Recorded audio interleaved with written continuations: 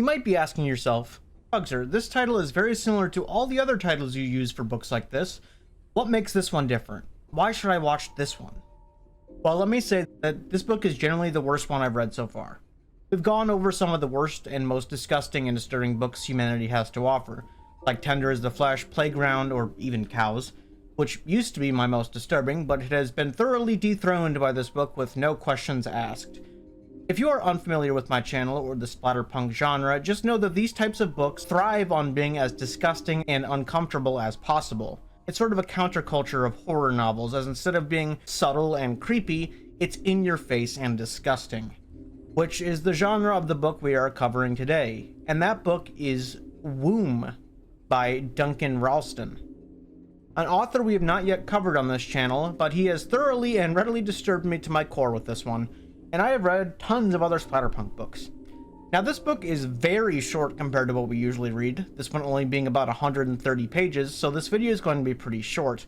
For that matter, the next book we will be covering after this one will also be short as well. But do not worry, as next week I have a video ready on a game that I think is my favorite video I've made since Fear and Hunger, and that video was going to be this week until I realized how long and deep the rabbit hole on this game goes. But anyway, if you are not aware of how these videos work, let's break it down. I start off with an intro, which you are listening to now, then the bulk of the video is the summary, and then finally we get into the analysis at the very end. And just one more time, make sure to heed the warning at the beginning of this one, because this is a very tough one to get through, even by splatterpunk standards. But without wasting any more time, let us get into Woom by Duncan Ralston. Our main character gets ready to walk into the room of a motel. His name is Angel. Angel gets to the door of room 6 of the lonely motel. He thinks of how some places seem to absorb bad energy. In the cracks, in the walls, and in the slits in the floorboards, sadness exists. He walks into the room and notices how it's a little bit different from how he remembers. The bedspread is flowery and new, however, the place still feels the same. There is still a poor rendition of the Bible story of Jonah and the whale painted on the ceiling. Angel curls up in the fetal position on the bed and remembered the pain that this place holds. He feels nauseous and goes to throw up in the toilet in the bathroom. He steadies himself and thinks that everything's gonna be okay.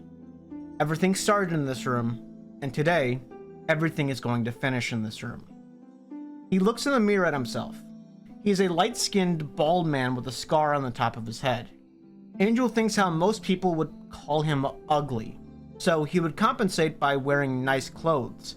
And even now, he is wearing a nice suit and tie. He gets out of the bathroom and sits back down on the bed. He grabs the rotary phone nearby, the same one he called 911 on many years ago, and called a prostitution service. He says he wants a big girl. The bigger the better. Last time he called, they didn't send a girl like he asked, so he wants to make sure that this girl is heavier. The dispatcher says her name is Sheila, and she'll be over soon. He lies back down in the bed in the fetal position again and dozes off while he waits. He wakes up about an hour later to a delicate knock on the front door. He wakes up and looks through the peephole. Good. The agency got it right this time. She looks exactly how he thought. He opens the door to see Sheila, a heavy woman with brown and blonde highlights. She has skimpy clothes, but despite this, she looked very nice, like a cinnamon roll, as the book says. She enters the room and Angel introduces himself and gives her a polite handshake. She calls him a gentleman and looks around the room. She said that she heard this place was closed for health code violations not too long ago, and this place is a shithole. Angel says that he does not disagree with that statement. Angel catches a whiff of her nice perfume as she walks in, and she looks at the bed. He tells her the bed is clean, don't worry. She asks if Angel is his real name, and he retorts, "Is Sheila yours?" She laughs and says, "Touché." She sits down and tells him to come closer, let's get started. He sits a little far away and says that he's gonna sit here for a while first. She laughs and says if he wants to waste his money and time talking, that's fine with her. He says that they'll get to business later, but he has some questions for her first. She laughs and asks if he's writing an article or something for the newspaper about working girls, but he laughs again and says no. He first asks if she is a size queen, which I had to look up what that means, but it means a person who prefers larger genitalia of men. She laughs and calls Angel a funny guy. He goes on to the next question. He asks if she has any children. Sheila gets slightly annoyed at this question, says that not that it's any of your business, but no. He asks her if she's ever even thought about having children. She says that every woman thinks about having children. He asks why she hasn't. She gets irritated and just says, go to the next question. Angel, thinking he struck a nerve, just moves on. He then asks if she believes in ghosts. She laughs and calls him funny again, but he is deadly serious. She doesn't answer. And then he just blurts out, my mother died in this room. All the air gets sucked out of the room. He then asks for a cigarette quietly. Clearly, it took him a lot to say that. She says, of course he can, very sweetly, clearly feeling sorry for him. They sit in silence for a minute until Sheila says that, yes, she believes in ghosts. She saw one once. I haven't personally, but I've heard one. There's some Pugzer lore for you. Angel says that he isn't sure he believes in the paranormal or spirits, but he definitely believes in being haunted by something or someone. They sit for a while and Sheila asks to take our shoes off, and she does so with surprising flexibility. She then asks if there are any more questions. Angel just says, yeah, just one more. He asks if she thinks a place can absorb bad energy or something, sort of circling back to the ghost question. Can a place be haunted in that way? She says when she walked in here, she felt disgusted, like this room was evil or something. However, the painting of Jonah and the whale kind of sucks. It isn't all that bad. Sheila says she knows the story about Jonah and the whale quite well. She heard it in Sunday school quite a few years ago. Before Angel says anything, Sheila says, yes, the prostitute used to be a Catholic schoolgirl. She asks if the painting was a sort of jab at her for being fat, but Angel says that he isn't like that. He wouldn't do that. He wouldn't make fun of her. He says he isn't a good-looking guy, so he has no place to make fun of anyone for their looks. Sheila sweetly says that he isn't ugly. He's got like a James Bond villain look to him, and that's pretty cool. Angel continues that he doesn't believe in ghosts, but he believes a room can be haunted by bad energy, by death, addiction, and bad things like that. He then circles back to the story about Jonah. He asks Sheila if after the whale spit Jonah out, does she think that the whale missed him in some way? He asks if luggage holds something long enough, does she think that it could be in some way the luggage was meant to hold that thing? Sheila laughs and calls him weird for asking weird questions, but she says this is still not the weirdest call she's ever been on. Some men like to hire her to be some sort of weird mommy kink thing. Angel says he's not into that, but it wouldn't be the weirdest thing that ever happened in this room. She asks what is something weird that happened in this room, if he knows about it so much. And then we get into one of the quirks of this book. Not all of it is the story about Angel and Sheila. A lot of it is Angel telling one story or another that happened in this motel room, in Motel Room 6. So it's a bunch of stories with Angel and Sheila's story arcing over it, like Persona 5's first 90 hours. The first story Angel tells is in the next chapter. A while ago, there was this guy named Johnny, and he dated this girl named Jenny. They were great together, but Jenny was a bit of an adrenaline junkie. Johnny, wanting to make her happy, did whatever she asked. Bungee jumping? Done. Vegas? Done. Heroin? Done. Probably not a good move on the last one, but he did anything to make her happy. They tried it together, and Johnny hated it. He puked and had no good effects whatsoever of it, so he never did it again. Jenny, though, she loved it. She would take it and then curl up in a ball on the bed. After the high was over, Jenny asked to do it again with Johnny. Johnny didn't want to, but the next day when he got home from work, when he was going to try it again, she was already in a ball in the bed. She had taken it without him. There was also burning eggs in the stove, almost burning the house down while she was still high on the bed. He really didn't want to do it again now. He already was slightly addicted to oxycodone, and he didn't need to add heroin to the list of addictions. Besides, who would want to take a drug that makes you so delirious you can't even notice your house is filling up with smoke? When she came to, they argued about the heroin, and Johnny chastised her for it. But she just argued that he never even wanted to do the stuff with her. This is his fault, even though she took it while he was at work and didn't even wait for him to get back. They argued for hours until Johnny gave up and just said, whatever, you're right, not wanting to argue anymore. About a month of Jenny doing heroin every day later, Johnny came back to his house to find a skinny white guy on the bed next to Jenny. Annoyed and suspicious, Johnny went up to him, and Jenny says that this guy is named Juicy. Juicy sticks his hand out to shake Johnny's hand, but Johnny just asks why he's on his bed with his girlfriend. Then he'll shake his hand. Juicy, annoyed, said he didn't do anything. You see, Jenny owes Juicy money. A lot of it. $6,000. He's her dealer. Johnny says that he doesn't have $6,000. Juicy says that he knows and that's where he's in luck. You see, Juicy has a problem, and Johnny is going to help him. Then he'll let the debt slide and even give him an extra $4,000 on the side. Doing what, you may ask? Drug muling to Canada. Juicy says that there's two types of drug mules: swallowers and stuffers. Swallowers obviously swallow the airtight baggies of heroin, and stuffers stuff them wherever they can on their body. Johnny says he's not going to do that.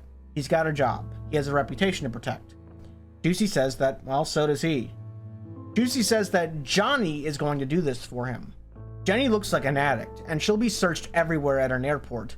But Johnny is a very good-looking businessman. A nice black suit and skinny tie. He looks like he could say he has a bomb at the airport and no one would even look twice at him. Johnny annoyedly finally agrees, seeing no choice. A couple days later, Johnny and Jenny head to the 6th room of this motel. Johnny wonders about fate, and then he talks to Jenny and gets to work. He has about 100 little baggies of heroin and begins to, well, swallow them. They taste like latex, but they're airtight, so they're not going to burst inside of him. He tells Jenny that he can't do many more of these after a while. He's gagging on each of them, and he's already swallowed 80 of them. But there's only about 10 left. They are not agreeing with him, and this is making him feel really sick. He wonders if they were able to sell these behind Juicy's back, they could make like $1 million. But he knows that that would be a death sentence. He takes another swig of water and swallows another baggie. But then he feels his stomach expand like a balloon. He could feel cramping in his stomach, and he could feel like he could shit these out at any second. But he's held in poop before, so he can do this. But that meant holding it for 6 more hours or so. All the way to the airport, through the lines and the wait, and then the flight, and then the second drive. He only has 2 baggies left now. And as he swallows the penultimate one, he feels it coming back. He was about to either diarrhea or vomit right now. He couldn't do anything about it. Jenny screams at him as she shits a dozen or so baggies into the toilet. As Angel is telling this part, Sheila yells at him saying that this is too much, this story. Angel says, "What, have you never had diarrhea before? It feels awful." But Sheila funnily replies, "I don't poop." He asks Sheila if she wants him to just stop the story. But Sheila says yes, but she kind of wants to hear how it ends. So Angel continues. Jenny yells at him not to flush the baggies or she'll kill him. He doesn't, and now he's tired of Jenny's shit, takes his hand and grabs each of the bag out of the toilet one at a time, washes it off, and dries it off. The last one in the toilet seems to be split open though. But Johnny doesn't feel high or anything, so it must have split when it was coming out of his ass. He figures Juicy won't care if one baggie broke. If anything, he'd just dock his pay a little bit. Jenny comes in and yells at him again. But Johnny's had enough. He tells her she has to step up now. She says she can't swallow them, she can't even swallow pills without gagging. Johnny then says, well, she has holes. She has to stick the baggie somewhere. She pleads. She doesn't even have a ticket for this flight. But Johnny says he doesn't care. He'll put her on standby. There's no choice now. She has to do this. Annoyed, she says that she never wants to see him again after this. He agrees. They then basically break up, and then, well, she gets to work. She takes off her pants and then starts to, well, shove the baggies inside of her. She takes out a little bottle of lube from her purse, and Johnny questions why she has that. They haven't done anything in months. She tells that Johnny shouldn't care. It doesn't matter anymore. They're broken up. Johnny's like, well, I guess that makes sense. She sticks them in her, and Johnny tells her to put on some makeup and let's get going. She goes to the motel bathroom and does so, but as she starts, she groans. She says it really hurts. It's cramping. He says, yeah, well, he can relate. She has 27 baggies inside of her, but she has to sit down on the bed. He rubs her back to comfort her, and she says that she'll be fine. But then she just moans like a dying animal, saying, "Oh God." And then her eyes roll back into her head and she slumps over. A baggie must have burst inside of her. Johnny tries to give her CPR, but he never knew what to do with an overdose. He never thought to look it up during this past month for some reason. He pulled down her pants and started taking all the baggies out, and just as he thought, one had burst all inside of her.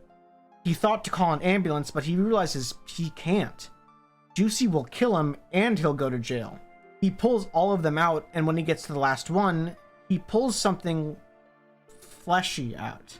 At first, I didn't understand what this was implying, as all it says as it was a small and pink fleshy object. Whose was it? Juicy's? They hadn't done anything in months. If you haven't caught on, Johnny just pulled out a fetus. A tiny dead fetus. He gagged and fell on his ass. It wasn't his. He thought about it and his nerves steeled. He had to do this now.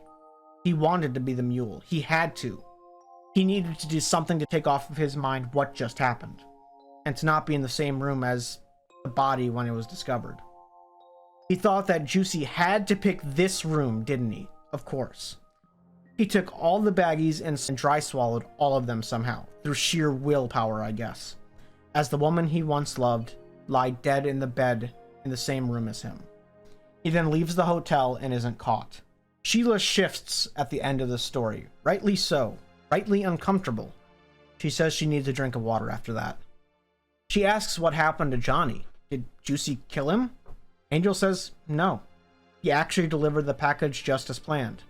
And Juicy even gave him an extra $10,000 on top of it due to the whole thing getting messed up. Not that money could bring Jenny back. Sheila says that that's horrible. She knows Jenny was a bitch, but no one deserves that. Sheila says that she could feel like in a relationship like that, things were unbalanced. Johnny loved her too much, and that was unfair to her. But it doesn't take away any of the bad things she did either, obviously. Angel stirs and says he never thought of it like that. He just thought Johnny couldn't satisfy her sexual needs, so she turned to drugs. But he likes Sheila's story better. Sheila says that in her experience, men tend to blame women for their sexual issues, and women tend to blame themselves. But everyone's different, so who knows? After this horrible story, Angel says, finally, it's time to get down to business. And quick note, I'm going to use a lot of language that is not in this book in fear of being demonetized, but you'll still know what I mean when I say it.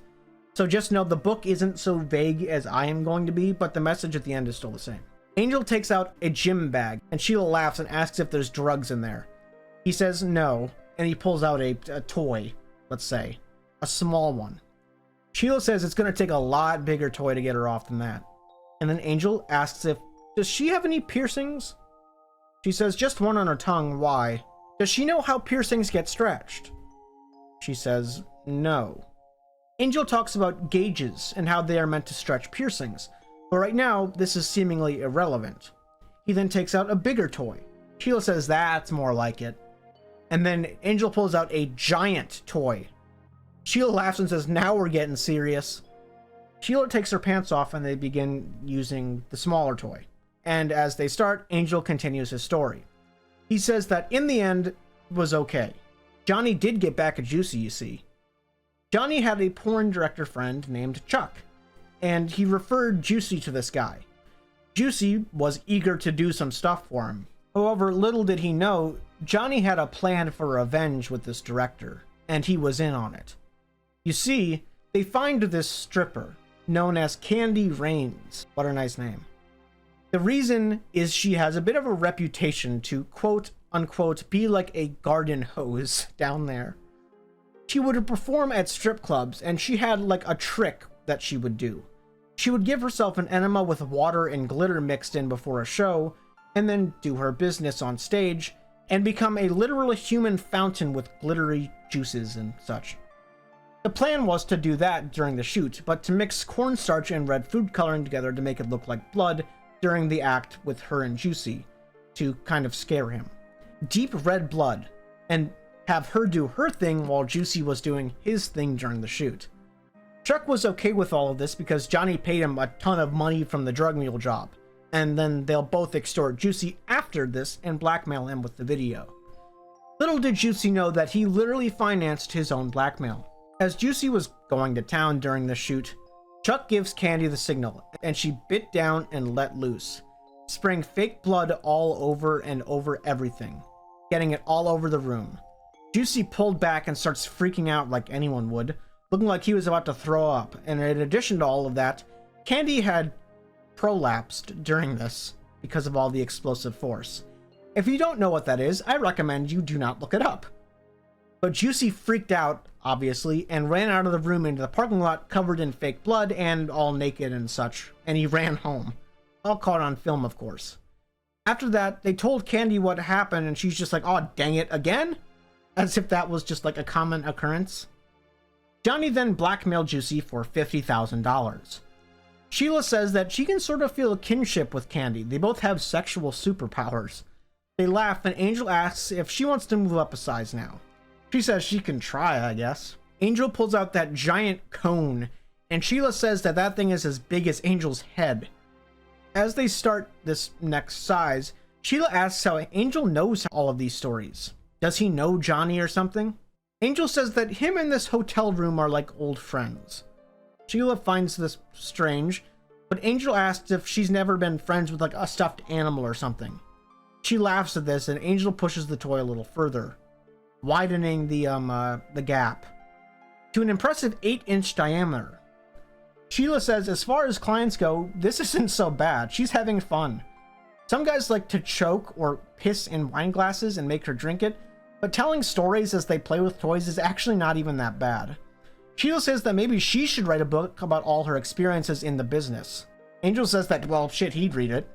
As they continue, Angel asks if she'd like to hear another story. She says, yeah, sure, why not? A woman named Mary stepped into room 6 of the lonely motel. This place was known for prostitutes and drug deals, but it wasn't always like this. A husband and a wife used to own this place, and it was called something else, until the husband passed away from a disease one day and left the wife alone. The wife changed its name to the Lonely Motel in her depression. Later that same year, she would hang herself in room 6. Mary stepped in and held her pregnant belly. She rented the room for 2 hours, but didn't expect to be there for that long.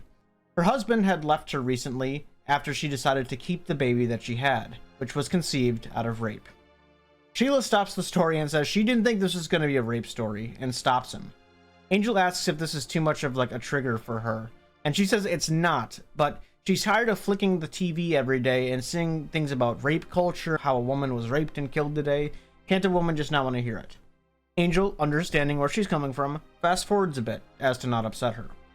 Her husband had left her because she believed in the sanctity of life and wanted to keep the baby, despite the circumstances. She thought she had seen parenting on sitcoms and she could do such things like that, though as time passed, her resolve fell. She kept seeing things on TV about murders and stuff and how she was scared of the world that she was bringing a child into. So she went to an abortion clinic, but it was already too late.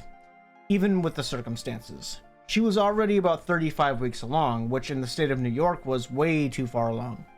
They recommended that she carries the baby to term and then puts him up for adoption. She agrees and leaves. But Mary wasn't going to do what she said. She was going to perform the abortion herself. She went around and found the Lonely Motel, which had hourly rates. She didn't question why the motel would have hourly rates, and she went up to the counter and rented a room for 2 hours. The doorman didn't even question her.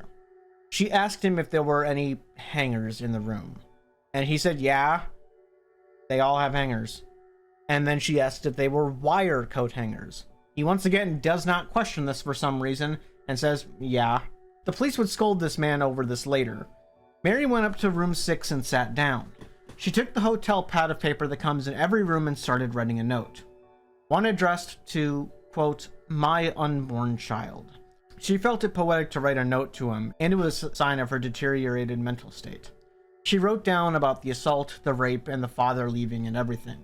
She signed the note, Love, Mom. She then rolled down her panties and started getting to work with the procedure. She looked in the mirror and wondered if she would get her figure back soon or not. She then turned on the radio decently loud and stood in the tub. She got in and it felt icy cold. She messed with the hanger for a while until she got it the way she wanted. She started the procedure and thought that, well, she was not killing this fetus, but saving it from a life in this world. And it was going well until she felt something. It scraped across some part of her or the baby and cut her open. Blood started gushing out, and then she started to feel panic. She couldn't move the hanger anymore. It was stuck. She felt dread and considered her options. She could try to remove it and maybe bleed to death, or get up, get dressed, and head to the hospital with the hanger still in her.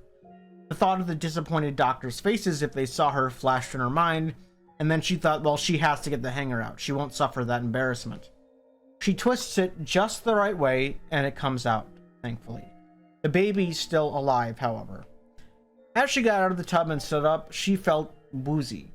She lost so much blood, and her dizziness and the slipperiness of the tub combined in the worst way, and she slipped and fell headfirst onto the tub's nozzle, dealing a huge blow to her head and knocked her out and sent her headfirst into the water of the tub, drowning herself slowly. Sheila squirmed a bit as she heard this story. Angel then says something strange. "Do you want a break?" He hoped she didn't hear this momentary relapse. She said nothing, and then Angel asked if she wanted a cigarette, making sure to pronounce the R as best as he could. Sheila then took her purse out, and with the toy still 10 inches deep inside of her, mind you, she gives Angel a cigarette and herself one and lights them both. She asked if the baby survived.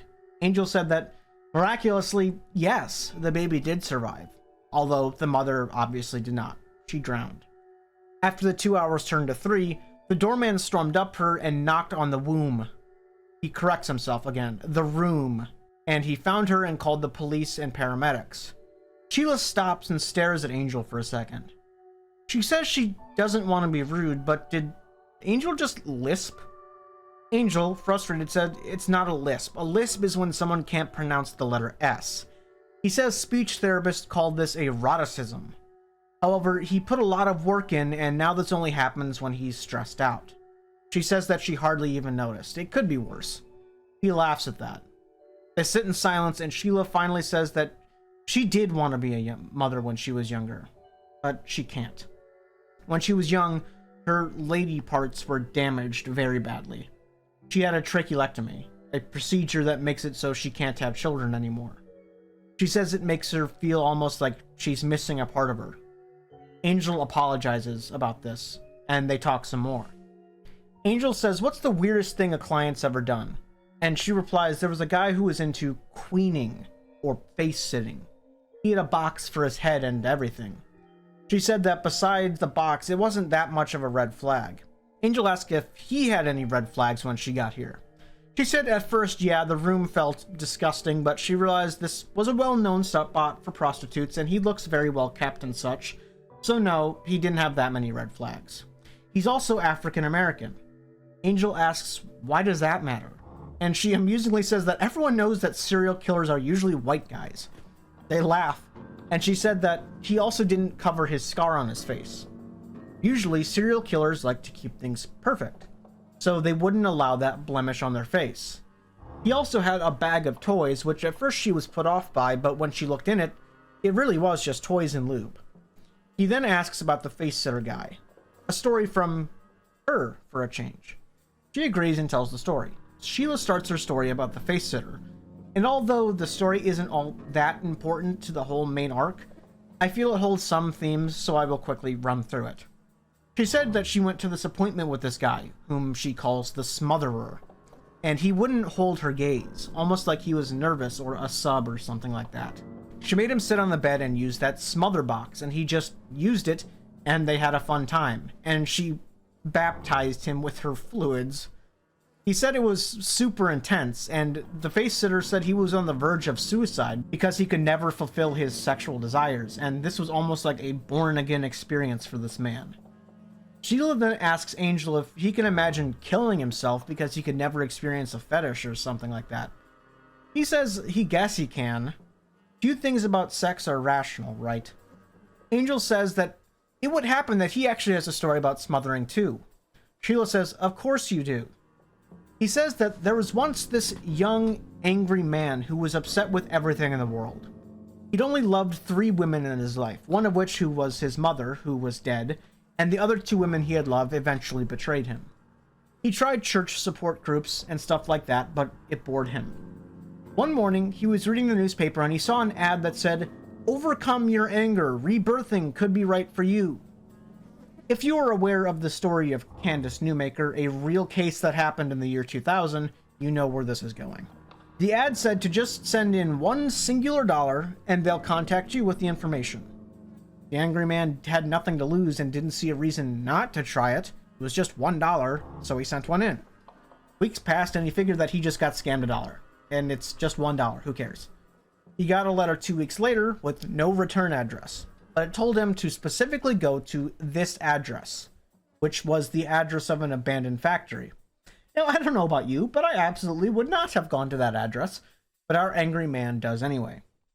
He got there a little early, and when no one answered when he knocked on the main door, a man pulled up in a van behind him and asked him if he was there to be reborn. The angry man said yes, he was, but he didn't like where this was going. However, he was already here, so he felt it would be stupid to not just go along with it. So he decides to get in the van. A man in the van asks if he was adopted. The angry man said yes. He was in the foster system until he was 16. The man said he sympathizes, and they're going to try a form of therapy called the Evergreen Method. The man in the car had a bad relationship with his parents too, and he was saved by this method, and now he just wants to pay it forward. They pull into a Dunkin' Donuts parking lot. I don't know why it specifies that, but a woman and another man come out of nowhere. The woman says her name is Raylene. They banter back and forth for a bit, and then they get back in the van and they go to a different parking lot near the airport. The angry man nervously asked, "What's going to happen to me right now?" One of the men said that, well, basically, they have a carpet in the back seat. They're going to roll him up in this carpet and sit on it, and he's going to have to fight his way out. The angry man got up to leave, as the 2 men argue about the difference between a rug and a carpet, when the woman grabs his hand and tells him to stay put. The angry man said he was not going to let them bully him into submission. This is crazy. No way. This is sketchy as hell. But then they all pester him to just try it. It's going to help him. Seriously, he paid to be here. The angry man finally gets in the rug and they roll him up. At first he thinks maybe this isn't all so bad. And then one of the men sits on his chest very suddenly and knocks the wind out of him. The other man sits on his ass and the woman sits on his head. He struggles really hard in the carpet. He twitches really fast but makes no progress. He can only breathe in the dusty carpet air and it doesn't fill up his lungs at all. He can't breathe at all. He fights and the life starts to drain from him. He starts to cry and almost starts to die. He hears them yell in the distance, "Push!" really loud, and the woman telling him he can do it. And just with one last struggle, he fights super hard and pushes his head out of the carpet slightly, just enough to breathe and catch his breath. The people then get up and they congratulate him. But then he yells at them, curses at them, saying they almost fucking killed them. Fuck them. If he sees them again, he's going to kill them. Tears are streaming down his face, only making him angrier that they see him so vulnerable. They say they were just trying to help. He yells at them and then jumps out of the van, crying to himself as he walks away. They had changed him, though. He wouldn't let them know that out of spite, but they did. He realized how he was going to finally change now. He got it. He refused to thank them, though.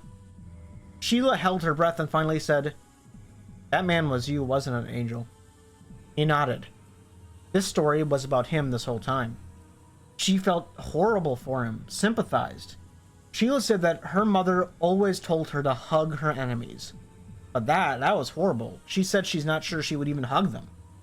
She asked if he called the cops on them, but he said no. He didn't even think to do that. Sheila felt horrible for him. Then she decides to open up and tell him her story. She feels that if she talks about it, it might hurt less, even though this happened several years ago. Angel says there's no statute of limitations for pain. She agrees and says that when she was in high school, there was this popular boy that asked her to a movie once, and her not being that good looking, she jumped on the opportunity. They went to go see King Kong, which after the fact she realized was supposed to be a fat joke, I guess, but she didn't think about it at the time. She got to the location and saw 2 other boys. She knew she should have turned around right then, but this boy was so popular and pretty and she didn't want to ruin the date. Long story short, the The three boys took a baseball bat and violated her with it in the woods near the movie theater. Over and over and over. She said that you need to stop trying to be nice and not causing a scene and look out for red flags, or this sort of thing's going to happen. You need to save yourself, for yourself's sake. Angel says that he is so sorry for what happened to her. There's nothing he can say that'll fix it, and it's horrible. Sheila then says, well, she always wanted kids. But because of how bad they violated her, those boys took away that possibility from her. Angel asks if she's ever thought of adoption. Who knows, maybe she'd end up with a great kid like him, he says smugly. She smiles and says, well, she'd be lucky if she did. Maybe someday. Angel says, well, he has one more story. Sheila says that's okay, but she needs to go pee first. She takes out the toy, which is now well over 12 inches in, and goes to pee. Angel says she's getting close to the world record. A Scottish woman once gave birth to a 22-pound baby and got that record. Sheila says, wow, that's kind of amazing. She really does have superpowers down there. When she's in the bathroom, though, she sees Angel's bag again and takes a peek, but there's nothing in there but lube. No red flags here. Sheila comes back from the bathroom feeling much better. She looked much better, too. She had washed herself off and everything. Angel thought how she must feel so sorry for him to have told him about that story with the baseball bat. Good. If this plan was going to work that he was hatching, he needed her to feel bad for him. It was the only way. With one more little push, she would feel so bad for him that she would have to go along with his plan. So, Angel starts his next story. This story is about a girl. One who did everything she could to get what she wanted. Her name was Bethany. You see, Bethany lived alone with her mother and cat. Her mother was a problem, though. She was very artsy and strange. Doctors had diagnosed her mother with histrionic personality disorder. Or in other words, she was always looking to attention to a fault. It was a problem. She would flirt with everybody, delivery boys, Bethany's teachers during conferences, and stuff like that. She just had no idea how to act around people. When Bethany had birthday parties, her mother would almost compete with her daughter for everyone's attention, even the young boys, which is weird. She even once dry humped a Jehovah's Witness while he was talking to her. Because of this, Beth grew up with weird ideas about sex. How could she not? Her mother had sex with a different man every week. Despite all this, however, her mother was still a very good artist.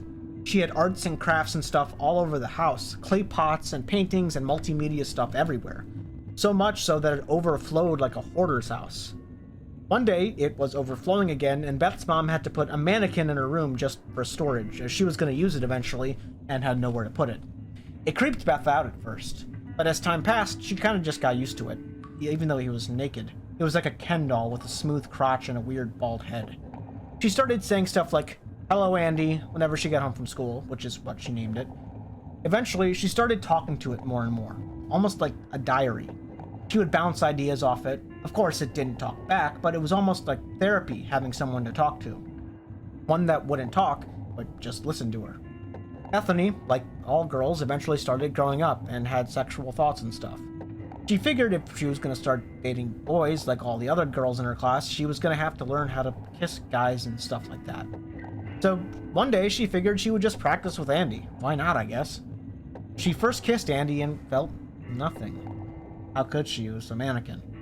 She then mimicked what she saw her mother do to the delivery boys and stuff like that and started like grinding on the smooth mannequin bump. It felt a little better, and she continued this feeling and kept going, well, until she had her first sexual experience with the mannequin. Days passed, and Beth tried it again and again. She did this daily with the mannequin until one day she came home and found her mother had taken Andy for an art project. That was the point all along, after all. Her mother didn't know about her little dances with the mannequin. She was just using it for what she said she had intended. She'd cut Andy's head off and his arms and all sorts of things to make a weird art exhibit out of him. He had his head over there, his arms over there, glued into the wall, and his legs over there. She called this art piece Phallocide. Beth ran to her room crying. Their weird little thing they had together was over. I'm going on a side tangent real quick. As I was writing this part of the script, I went out to eat dinner, and I turned on the TV, and the Family Guy episode where Chris dates a mannequin and his mother kills the mannequin was there on TV. So that was a very strange coincidence. Anyway, back to the story. You see, Angel knew Beth in high school. They were both on the swim team at the YMCA. So they began talking and became friends. One thing led to another, and they eventually even started dating. She didn't care that Angel was an orphan, probably because she never knew her dad either. And on top of that, she hated her mom for the whole Andy thing, so she never saw her after that, really. So they were almost like two kindred spirits. They dated for about a year when prom came around. You see, Angel was on the swim team as well, remember? And he waxed himself because it made him more aerodynamic and swam faster. All the other boys called him slurs for doing so, but it made sense to him to do that. On top of that, he started shaving his head in high school because he was prematurely balding. And besides that, the scar went all the way up his head and messed up his hair anyway. These things made Beth love Angel even more, but he never understood why until he heard the Andy story. Anyway, prom came, and surprisingly her mother was very nice, and almost didn't even hit on Angel as they got ready. They went to prom, and after that, they went to the lonely motel. On the drive there, Bethany told Angel about the Andy story, at least some of it. She felt comfortable enough to do so, and Angel appreciated that, and he didn't judge her, of course. If you're wondering why they went to the motel after prom, lots of kids in her school were making a show of doing it for the first time on prom night, so those two decided to do it too. They were both virgins, and that made sense to him. The clerk gave him the key to room 6, of course, but he didn't know the significance of the room yet, and they walked into the room. He even carried her in there as a sort of poetic gesture to the bed. They kissed, and he joked he hoped he was better than Andy. She just said then, "I love you, Johnny." Sheila stops the story and just screams, "Are you Johnny?" Angel stops and laughs and says, well, he didn't mean to let that slip yet. She asked, why is he telling her this story? What happened? Should she call him Johnny now? The same Johnny from the story about the drug mule? He laughs and said, yeah, that was him, but she can just call him Jonah if that matters, really. Anyway, he continues his story. Beth went to the bathroom to change into lingerie, and when she came out, she turned the lights off. Angel was ready. He loved this girl, and he knew he could do it. When she came closer, she smelled like sweet perfume and put her pelvis and panties over his mouth. He thought this was normal, obviously, but then he just started feeling weirdly tired. It was a sweet chemical smell. She chloroformed him. The last thing he heard was, I love you, my angel. And when he woke up, it wasn't because of the pain or anything, but a noise. A weirdly high-pitched humming sound. Everything had after images. He was drugged, after all. He could barely even move, but he slightly tilted his head down and saw Beth with a belt sander. Angry that he had woke up. Not scared for him or sad or anything, but she was belt sanding his literal cock off. She was mad her plan had failed. She was remaking Andy with a human, literally, with a bald head and no body hair. He hardly felt the pain at first because he was drugged, but she literally was belt sanding his pelvis. How could this not alarm him? Just then, by the grace of God, someone had plugged something in, and because of the motel's shitty wiring, a power surge happened, and the belt sander stopped. If it didn't, Angel, or should I say Johnny, would have died from blood loss. She ran over and screamed in his face, "Shut up, Andy!" The front desk clerk rushed in to see what happened, and he probably got scarred for life. He already was, after what happened with Mary and the baby she tried to abort with the coat hanger. A baby named John. So yes, even that story was about Angel. All of them are. Sheila cries for Angel and asks how he lived after that. He said the doctors could reconstruct him just enough to allow him to urinate, but he could never have sex again and never have children. He said that they were just another scar for the collection, just like his facial scar. He says he got the facial scar from a wire coat hanger when his mother tried to abort him. Sheila just kept saying how sorry she was, so sorry for him. He then takes off his pants and tells her, look at him. Look at his destroyed pelvis and Andy-like appearance. She screams. She doesn't want him to look, but he pulls his clothes off anyway. He yells at her to look at him. He's paying her to look at him. She barely can, though, through streams of tears. He then goes on a speech, which I will read in full because it has to do with the themes. He says, have you ever thought your life could be better off if you could just start over? Like a reset button? You see, I've tried religion. I've tried therapy. I've tried birthing. I've even tried love, but none of them took my pain away. It's been there since I was born. My mother was raped. My father? A rapist. I'll never be able to undo what Beth did to me, but I can start over. I know I can. I've practiced holding my breath again. She asked why he called her here. To tell her stories, so she feels sorry for him? He blurts out, I don't want your pity! He wants her vagina. Her abnormally large vagina. He learned that if you want something bad enough, you have to go for it, no matter how absurd it is. He learned that from Beth. She screams out, what do you want? Does he want to rape her? Put things inside her? What? He says no. Not things inside her, him. His head. He wants her to accept him. She pleads with him. She does accept him. Angel says that he's going to give her an opportunity for something she's never been able to do. Give birth. To him. She shakes her head no. How could she not? He says that's a shame. And he pulls out a rag and chloroforms her. It would have to be good enough when she's asleep. She falls to the floor and strikes her head against something, but she's alive. She'll live, he thinks. He goes down and opens up her legs and sticks his head up her enormous hole and thinks to himself how warm it is. This is it. Goodbye, Johnny. Goodbye, Andy. Goodbye, Angel. Goodbye, Mannequin Man. He thinks about all the people in this room. His mother who tried to abort him. Jenny who loved him despite his disability. Beth who gave him that disability. Everything. His life was going to change now. He held his breath, and after a little while he started to push. But like the carpet, he was stuck again. He struggled, still stuck. Oh God. He tried to pry his way out, but it was no use. Was he gonna die in there? In his room? That'd be poetic, wouldn't it? With one last push, he yelled to let him out. His final breath escaping him as he passes out. Who knows how long later Sheila comes to. She's delirious at first and can't remember what happened. She feels a extreme pain in her pelvis though. Was this Johnny's toy or whatever?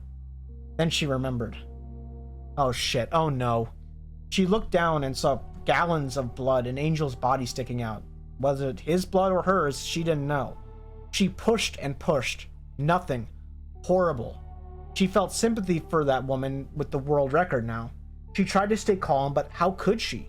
She pushed and felt her insides splitting apart. She steeled her nerves. She says, come on, Mama, you got this. And with one last push and horrible ripping sounds from her lady parts even more, Angel falls flat on the floor.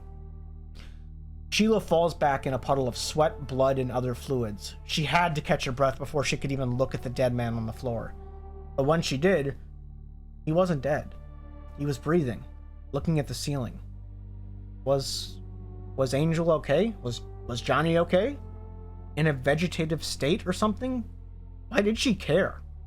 Anyone else would put a pillow over Johnny's head and just kill him right there, but she felt she was way too fucking nice.